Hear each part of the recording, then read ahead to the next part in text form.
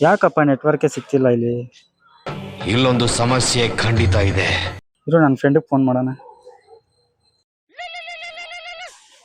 ಇವನ್ ಯಾಕಪ್ಪ ಇವಾಗ ಕಾಲ್ ಮಾಡ್ತಾನೆ?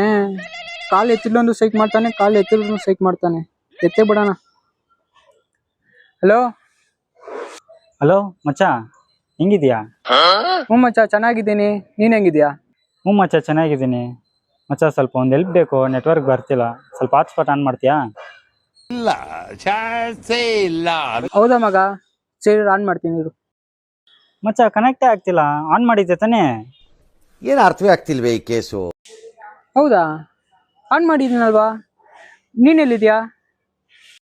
ಮಚ್ಚ, ನಾನು ಪಾರ್ಕಲ್ಲಿದ್ದೀನಿ ಮಚ್ಚ. ಮಚ್ಚ, ಎಲ್ಲ 10 ಮೀಟರ್ ಒಳಗಡೆ ಇರ್ಬೇಕು ಕಣಲ್ಲಿ.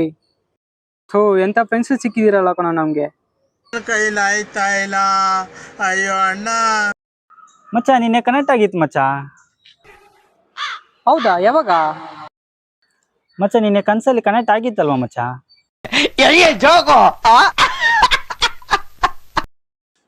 ರೋದಿಸ್ಬೇಡ ಕಣ, ಕಟ್ ಮಾಡ ನೀನು ಫಸ್ಟು. ಮಚ್ಚ, ಇಷ್ಟೇನಾ ನಿನ್ನ ಫ್ರೆಂಡಿಗೆ ಹೆಲ್ಪ್ ಮಾಡೋದು ನೀನು? ಹೆಲ್ಪ್ ಫಸ್ಟ್ ಕಟ್ ಮಾಡ ನೀನು. ಥೂ, ತಲೆಯೆಲ್ಲ ಕೆಡ್ಸ್ಬಿಟ್ಟ ಕಣ ನಂಗೆ. ನನಗಂತೂ ಈ ಜೀವನವೇ ಬೇಸರವಾಗಿ ಹೋಗ್ಬಿಟ್ಟಿದೆ.